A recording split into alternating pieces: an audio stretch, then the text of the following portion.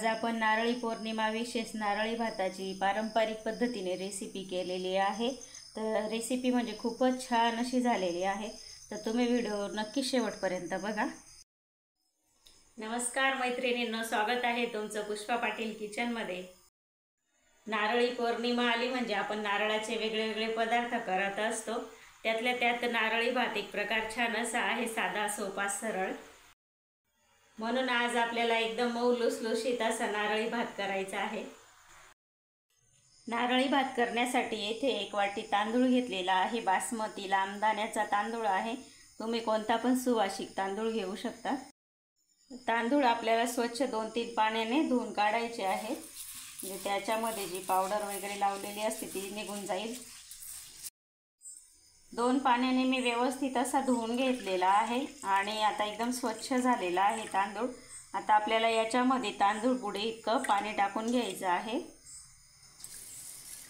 हे बघा, असं पाणी टाकून घ्यायचं आणि याला 20 ते 25 मिनिट आपण झाकण ठेवून बाजूला ठेवून देऊ। तांदूळ भिजवायला ठेवलेला आहे, तोपर्यंत आपण साहित्य बघून घेऊ काय लागणार आहे ते। तर इथे 1 वाटी मी किस घेतलेला आहे ओल्या नारळाचा। ज्या वाटीने आपण तांदूळ मोजून घेतले त्याच वाटीने हा किस मोजून घेतलेला आहे। ज्या वाटीने आपण तांदूळ मोजून घेतले त्याच वाटीने पाऊण वाटी गूळ घेतलेला आहे। 3-4 चमच तूप लागणार आहे आपल्याला। तर इथे मी थोडेसे गोडसर चवीचे मसाले घेतलेले आहेत। दालचिनीचे तुकडे आहेत, वेलदोडे आहेत 4-5 आणि 3-4 लवंग आहेत। तर 20-25 मिनिटांनंतर मी तांदूळ उपसून एका गाळणीमध्ये काढून घेतले बघा, आणि पूर्णपणे पाणी निथळून घेतलेलं आहे। इथे आता गॅसवर कढई ठेवलेली आहे। 2 चमच आपण तूप घालून घेऊ कढईमध्ये।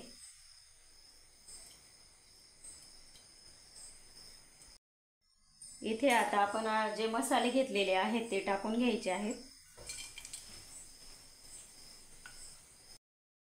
मसाले थोडेसे आपण परतवून घेऊ। मसाले थोडेसे परतवून घेतले, आता त्याच्यामध्ये आपण भिजवून ठेवलेला तांदूळ टाकून घ्यायचा आहे।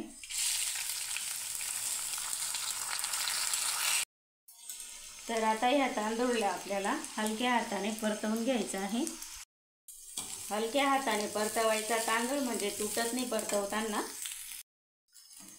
तांदूळ बघा थोडासा मस्त परतवून घेतला। तांदूळ आपला परतून झालेला आहे। आता आपण पाणी टाकून घ्यायचं आहे तांदूळमध्ये। तर ज्या वाटीने आपण तांदूळ घेतलेला आहे त्याच वाटीने आपल्याला पाणी मोजून घालायचं आहे, आणि पाणी गरमच वापरायचं आहे आपल्याला। तर 1 वाटी तांदूळसाठी आपल्याला 2 वाटी पाणी घ्यायचं आहे। 1 वाटी टाकलं, आता ही दुसरी वाटी आहे। आता याला मोठ्या गॅसवर मस्त आपल्याला आता उकळी काढून घ्यायची आहे। आता याच्यामध्ये आपल्याला चवीनुसार मीठ घालून घ्यायचं आहे। हलक्या हाताने आता मिक्स करून घेऊ। आता याला 2 मिनिटं असंच झाकण न ठेवता आपल्याला शिजवून घ्यायचं आहे। गॅस थोडा मीडियम ठेवायचा आहे। भातामधलं बघा बरंचसं पाणी आता आटून गेलेलं आहे। आता अगदी थोडंसं पाणी त्याच्यामध्ये शिल्लक आहे।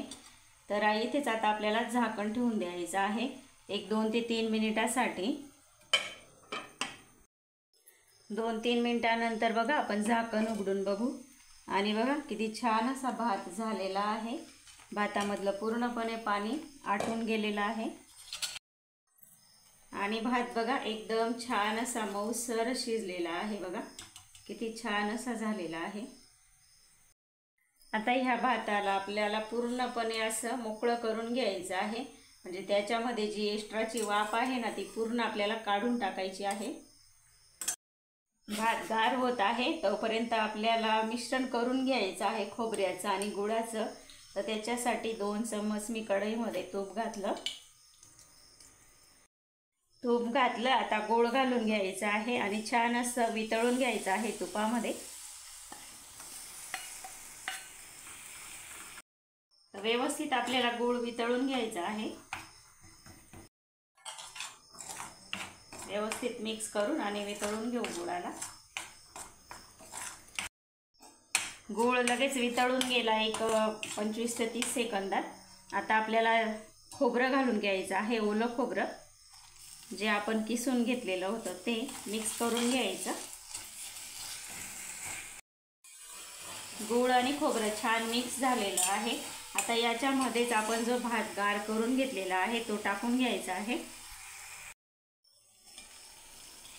भात टाकून घेऊ, किंवा तुम्ही हे मिश्रण इथेच या कढईमध्ये सुद्धा टाकू शकता। आता हलक्या हाताने आपल्याला मिक्स करून घ्यायचं आहे। वाव, किती छान असा सुगंध येतोय। तर असं एकदम हळूवार असं करायचं, एकदम आपण असं जोरात केलं ना तर मग भात आपला तुटू शकतो। गूळ आणि भात बघा मिक्स करून घेतला आहे, एकदम एकजीव केला मस्त छान असा। आणि तरीसुद्धा भात बघा एकदम छान असा आहे, जसाच्या तसा, कुठेही तुटलेला नाही आहे भाताचा, एक एक कण जसाच्या तसा आहे। मी इथे गूळ खोबरं आणि भात मिसळत असताना गॅस मी चालूच ठेवलेला होता, त्याच्यामुळे त्याच्यामधलं जे पाणी झालेलं होतं परत गुळामुळे, तर ते सुद्धा पूर्णपणे आटलेलं आहे। बघा एकदम छान असा आपल्या मोकळा मोकळा असा भात झालेला आहे। आता आपल्याला गॅस बंद करून द्यायचा आहे।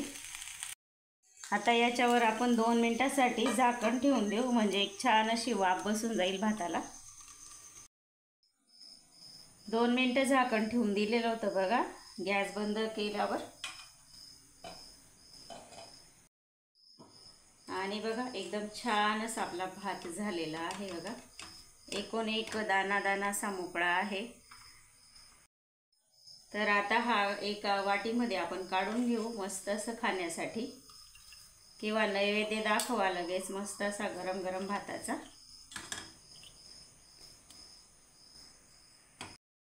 आता हा वाटीमधला भात आपण मस्त एका प्लेटमध्ये वाढून घेऊ। खाली गरम लागतं ना म्हणून टिश्यू पेपर घेतला होता। हे बघा लगेच निघतो मस्त असा। वाव, किती छान झालेला आहे। आता वरून मस्त सजवण्यासाठी इथे मी पिस्त्याचे काप घेतलेले आहेत, 2-3 पिस्ते असे बारीक कट करून घेतलेले आहेत, ते टाकू, ते छान दिसतं दिसायला पण।